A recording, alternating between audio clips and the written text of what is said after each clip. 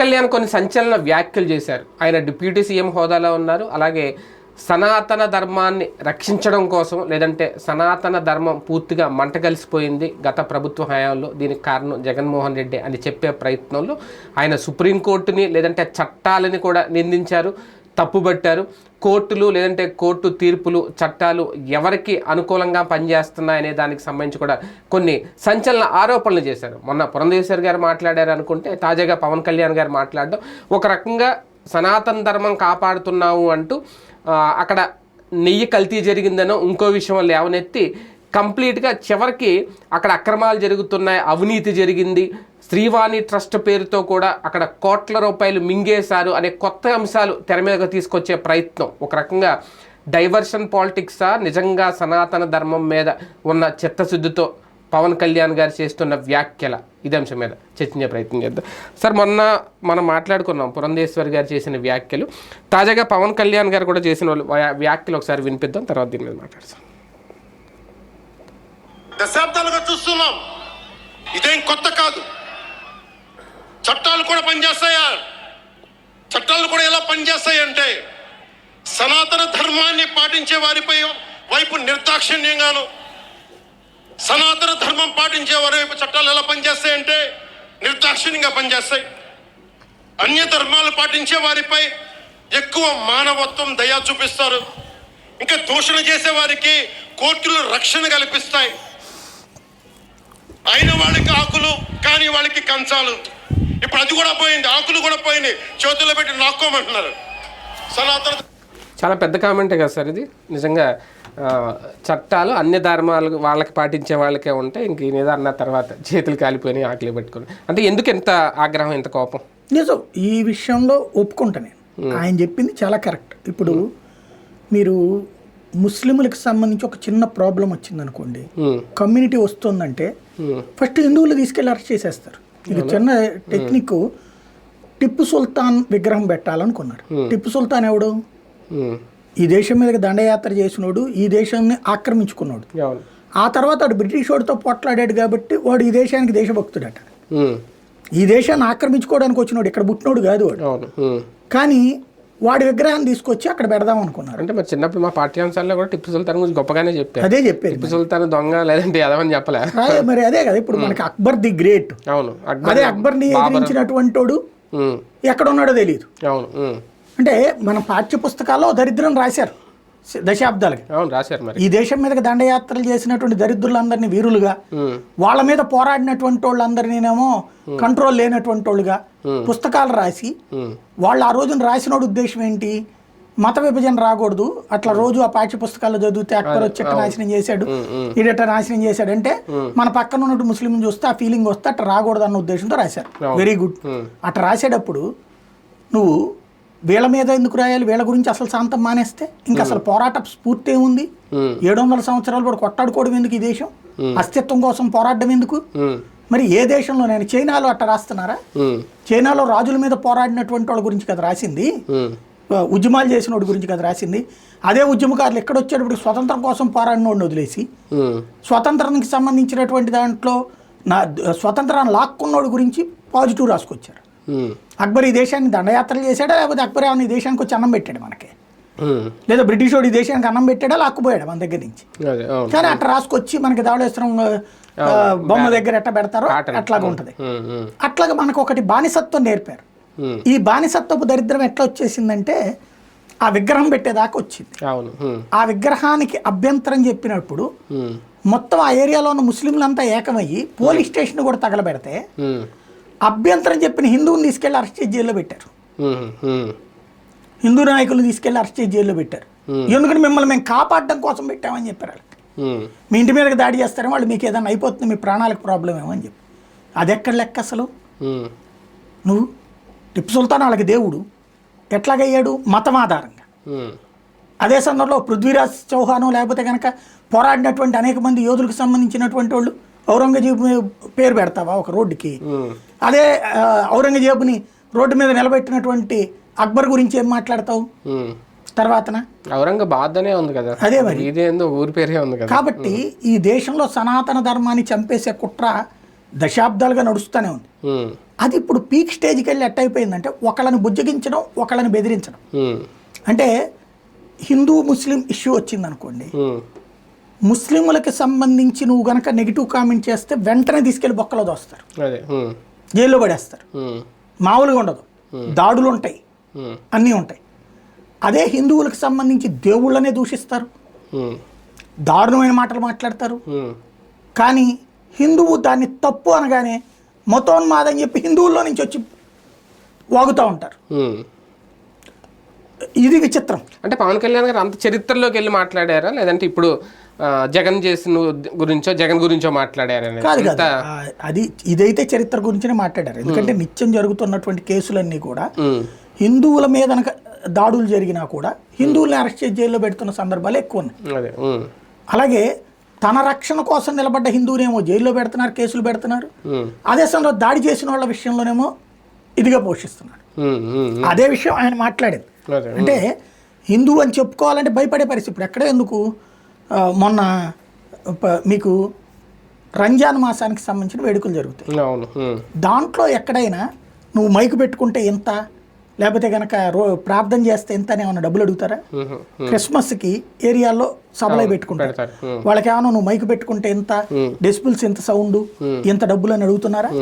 లేదు కదా. మరి దసరా ఇది వినాయక చవితికి వచ్చేటప్పటికి నువ్వు ఎంత డబ్బులు కట్టాలి, దానికి మామూలు డబ్బులు కాదు, భారీ డబ్బులు వసూలు చేశారు. చివరిలో అంతగారు కవర్ చేసినా అప్పటికే డబ్బులన్నీ వసూలు అయిపోయినాయి. అది ఆల్రెడీ తేలిపోయింది కదా. ఎవరికైనా పోనీ రిటర్న్ ఇచ్చారా? రోజుకి ఎంతనట, మందిరానికి ఎంతట, మైకుకి ఎంతట, రోడ్డు మీద వాడుకున్నందుకు ఎంతట, రోజుకి దగ్గరగా 1000 రూపాయలకి తక్కువ కాకుండా ఛార్జీలు వసూలు చేశారు. ఇది ఎక్కడ దుర్మార్గం? ప్లస్ డెసిబుల్స్ ఇంతే ఉండాలి, ప్లస్ గుడ్. మరి మిగతా వాళ్ళకి ఎందుకు పెట్టవు? పర్మిషన్స్ తీసుకునేది ఒక్క హిందువులే ఎందుకు పర్మిషన్ తీసుకోవాలి? మిగతా వాళ్ళకి ఎందుకు పర్మిషన్ అడగవు నువ్వు? అదే కదా, మిగతా మతాలకు సంబంధించి పర్మిషన్ అడిగావు నువ్వు? ఇక్కడ పెడతారు గుంటూరులో గుడారాల పండుగ 4 రోజుల పాటు మొత్తం రోడ్డు మీద ట్రాఫిక్ స్తంభించిపోద్ది, వెళ్ళడానికి కూడా ఖాళీ ఉండదు. అందులో మీకు ఇంకో జోక్ తెలుసా? ఇప్పుడు దసరా నవరాత్రులు జరుగుతున్నాయి కదా, కొండ మీదకి దగ్గరగా 500-1000 మందిని పోలీసులు సిబ్బందిని వాళ్ళందరికీ యూజర్ ఛార్జీల పేరుతో దేవాలయం ఫండ్ నుంచి డబ్బులు ఇస్తారు. అంటే ఈ 4 రోజుల జీతాలు వాళ్ళు భరించాలి వీళ్ళందరికీ, సిబ్బంది అందరికీ. అదే మీకు మీరు చెప్పిన గుడారాల పండుగ కాకాని దగ్గర జరిగేదో లేకపోతే ఇంకోటి ఉందో గుణదల్లో, అక్కడ ఎవరు కడతారు? చర్చి కడుతుందా లేదా మసీదు కడుతుందా? మరి అదేం సెక్యులరిజం? అదే కదా బేసిక్ గా. సెక్యులరిజం అంటే నువ్వు వసూలు చేస్తా అందరి దగ్గర వసూలు చేయి, లేదా ఎవరి దగ్గర వసూలు చేయక. ఇది ఎక్కడ ధోరణి? ఈవెన్ మీరు గుళ్ళ దగ్గర కనుక జనాలు ఎక్కువ వస్తారు అనుకున్నప్పుడు అడిగితే పోలీసుల్ని మీరు యూజర్ ఛార్జీలు వసూలు చేస్తానంటేనే ఇస్తారు మీకు పర్మిషన్, లేకపోతే ఇయ్యరు. అది విచిత్రం మన దేశంలో. అలాంటి ఆయన ప్రస్తావించడంలో తప్పులేదు. లడ్డూ వ్యవహారంలో కల్తీ జరిగిపోయింది అనేదా పవన్ కళ్యాణ్ గారి వ్యాఖ్య? నిన్న కాలంగా కల్తీ నిజతోటి జంతువు కొవ్వుతోటి కలిపిన ప్రసాదాలు 7 కొండల వాడికి నైవేద్యంగా పెడతారు. అదే ప్రసాదాలు ఆంధ్రప్రదేశ్ నుంచి 1,00,000 లడ్డూలు చేసి ఆ కల్తీ నెయ్యితోటి అయోధ్య రాముడికి పంపిస్తారు. మొన్న అసలు లడ్డూలో అంటే ఇప్పుడు ఈయన అన్న ఫస్ట్ మాట ఉంటే లడ్డూలో కల్తీనే పెట్టి నైవేద్యం పెడతారని వేశారు, అంటే పెట్టేసినట్టే కదా ఏం చెప్పింది. ఓకే, అక్కడికి పంపించారు, రాముడికి కూడా పంపించారు అనేది. అంటే ఈ కల్తీనైతే పెట్టారని ఈయన ఫిక్స్ అవుతున్నారా? రిపోర్ట్లో ఉందా ఈ వ్యాఖ్య? చేస్తున్న తప్పిదే దేవుడిని, దాంట్లో దేవుడికి సంబంధించి దైవ ద్రోహం అది ఓ రకంగా. నువ్వు అయోధ్యకు పంపించిన దాంట్లో కల్తీ కలిసిందని ఎవరు ధృవీకరించారు? అదే కదా, పవన్ కళ్యాణ్ సైంటిస్ట్ చెప్పారా? లేకపోతే జనసేనకు సంబంధించిన సైంటిస్టులు ఎవరైనా ధృవీకరించారా?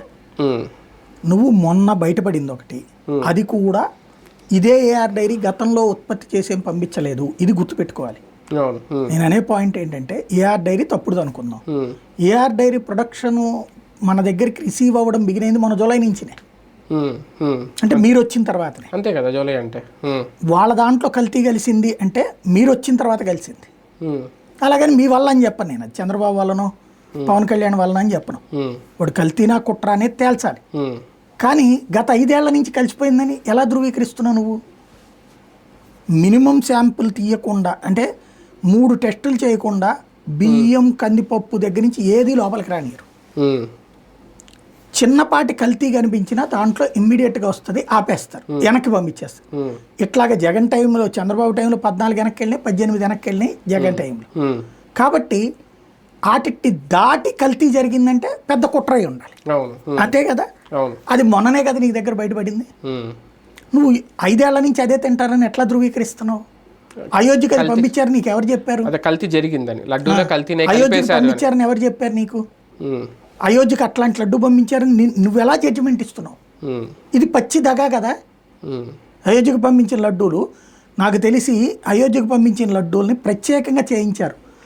ఏది మనకి శ్రీవారికి సంబంధించినటువంటి 2, ఒకటి భక్తులకు పెట్టే ప్రసాదం కాకుండా కైంకర్యాల కోసం ఒక నెయ్యి వాడతారు. కేజీ 1850 రూపాయలు. రాజస్థాన్లో 3 లక్షల గోవుల్ని పెంచి ఒక ఆశ్రమం ఉంది. ఆశ్రమం వాళ్ళు పాలు చిలికి మజ్జిగ చిలికి వాటిట్లో నుంచి తీసిన వెన్నతోనే నెయ్యి తయారు చేస్తారు. అది టిన్ను 2000 రూపాయలు కూడా, కేజీ 2000 రూపాయలు కూడా ఉంటుంది. అది దాన్ని 1850 రూపాయలకి టీటీడీకి సప్లై చేస్తారు. ఆ నెయ్యితో ఇవి చేస్తారు.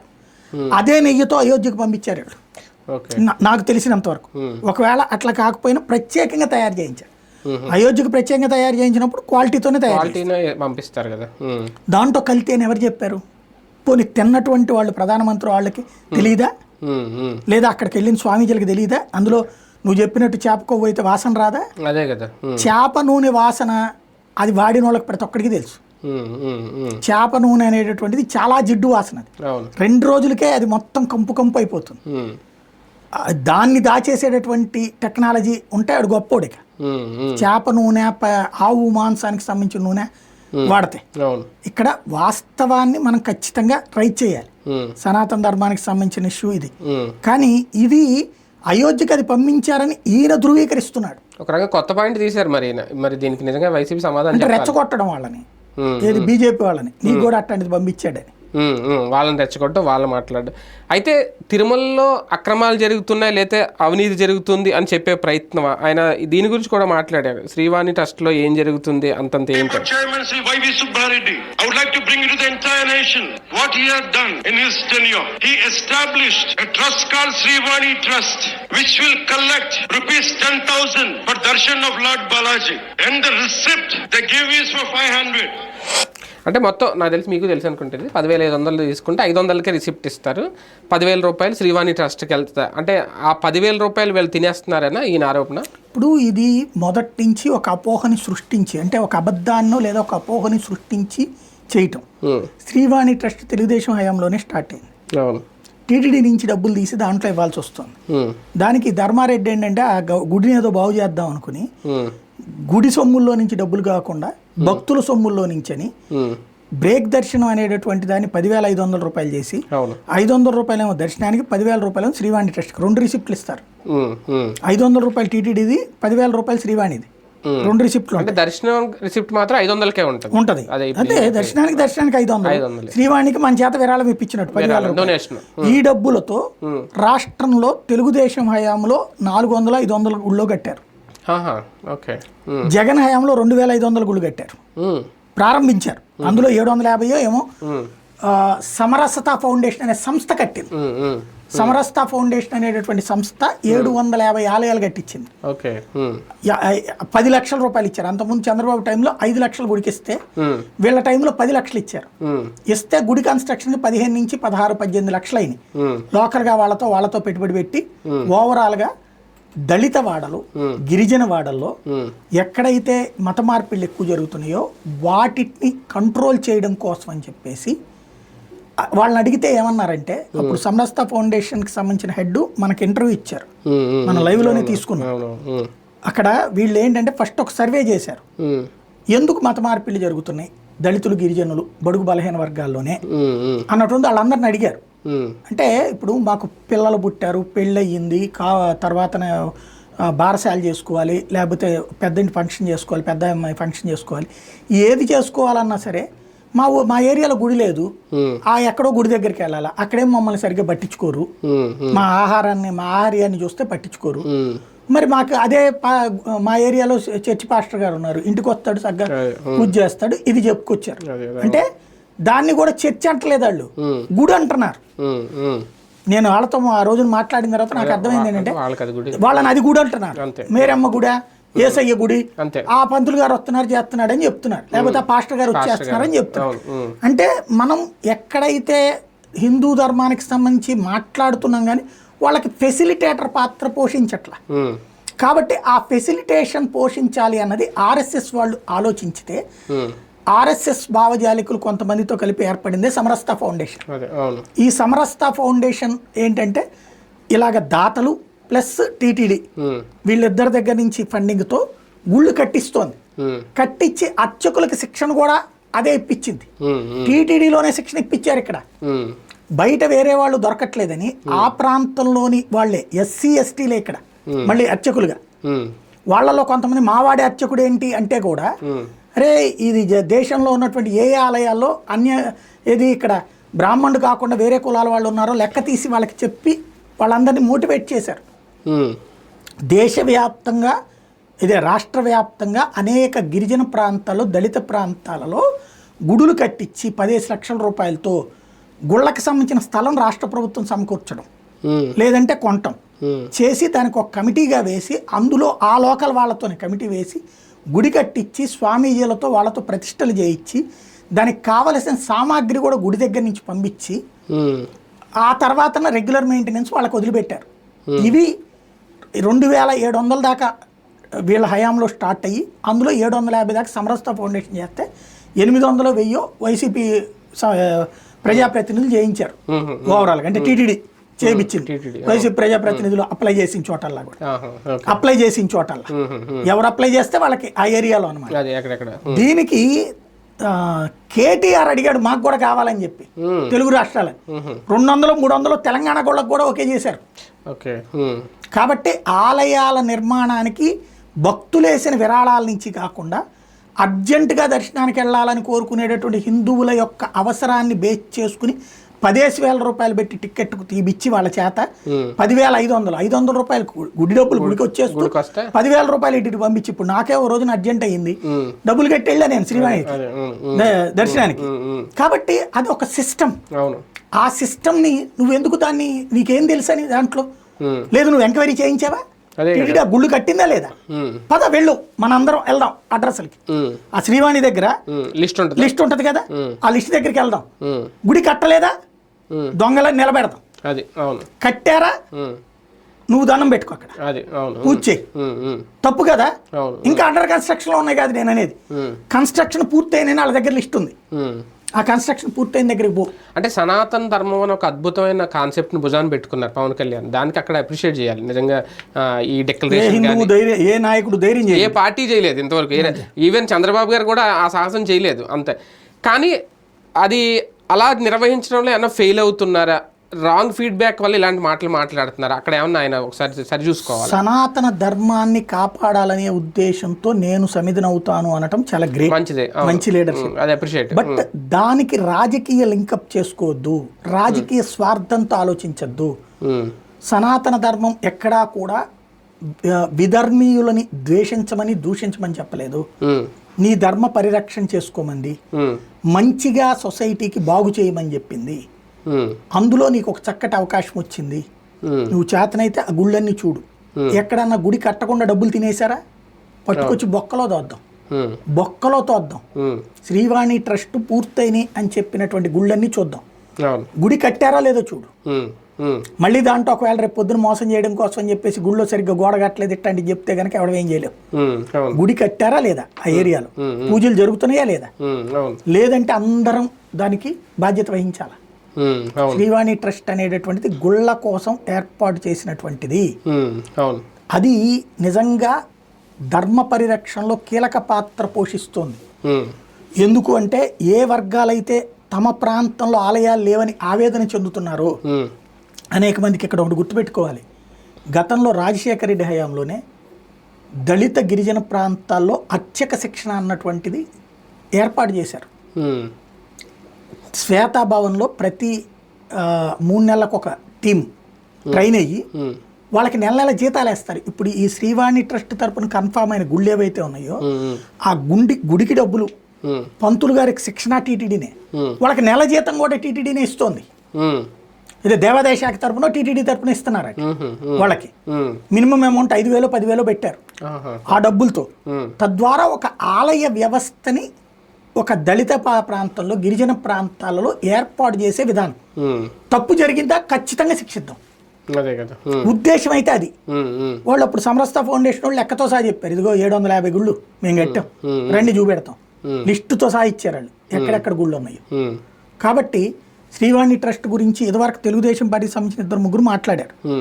అప్పుడే ఎక్కడ ఎందుకు ఇప్పుడు ఈ వెనకాల నుంచి భానుప్రకాష్ అడగమనండి శ్రీవాణి ట్రస్ట్ ఏంటో, దాంట్లో ఏమైనా తేడా జరిగిందా అన్నటువంటిది. టీటీడీ తరపున కట్టించినటువంటి గుళ్ళు ఏవైతే ఉన్నాయో అందులో తేడా జరిగిందా పట్టుకోండి, ఖచ్చితంగా శిక్షించండి, తప్పులేదు.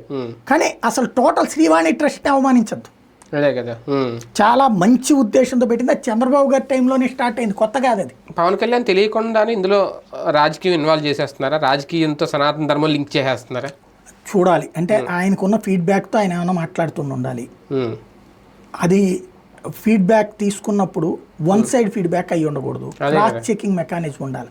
ఎందుకంటే ఆయన పబ్లిక్ ఫిగర్, కోట్లాది మంది అభిమానించేటటువంటి వ్యక్తి అయినప్పుడు ఆచితూచి మాట్లాడాలి. తప్పు జరిగినప్పుడు నువ్వేమైనా చేయొచ్చు, నో డౌట్. అందులో లడ్డూకి సంబంధించి ఇప్పుడు కమిటీ వేస్తే ఇంకా ధృవీకరించకుండా నువ్వు ఎట్లాగా, ఒక ఆరోపణ ఇది, అంతే కదా, దాన్ని బేస్ చేసేసుకుని ఎట్లాగా వెళ్ళిపోతున్నాం మనం. ఇప్పుడు వారాహి డిక్లరేషన్, సనాతన డిక్లరేషన్ రెండు ఒకటేనా? అంటే దాని మెయిన్ కాన్సెప్ట్ ఏంటి అసలు? సనాతన డిక్లరేషన్, వారాహి డిక్లరేషన్ లేదు, వారాహి సబ్ పెట్టారు. ఎందుకంటే వారాహి అంటే ఆ వెహికల్ ఆల్రెడీ అలవాటు ఉన్నది కాబట్టి దాన్ని తీసుకెళ్లి దాని మీద సబ్బ పెట్టడం అంతే. సనాతన డిక్లరేషన్ అది. సనాతన డిక్లరేషన్ అనేది చాలా మంచి ఆలోచన. ఏది గుళ్ళన్నీ కూడా ప్రభుత్వాల చేతిలో ఉండకూడదు, అది ఎక్కడో ఎందుకు, దాన్ని ఆంధ్రాలో అమలు చేయమనండి, సనాతన బోర్డు ఆంధ్రాలో పెట్టించండి, అదే కదా సింపుల్గా. ఆలయాల్ని ప్రభుత్వం చేతిలో కాకుండా నడపాలన్నటువంటిది నడిపించండి. ఇప్పుడు ఉత్సవ కమిటీ అని ఎందుకు దుర్గగుడికి ఉత్సవ కమిటీ అని కాకుండా ఏదో సేవకుల కమిటీ అని వేశారు నిన్న. అంటే ఏంటి, వాళ్ళందరూ వాళ్ళ మనుషులకి దర్శనాలు ఏర్పాటు చేసుకోవడానికి ఉంటుంది అంతే, అంత మించి ఏముంటుంది. అంటే వీళ్ళ ప్రభుత్వం ఉంది కాబట్టి అది ఈజీగా అమలు చేయొచ్చేమో వీళ్ళు తలుచుకుంటే.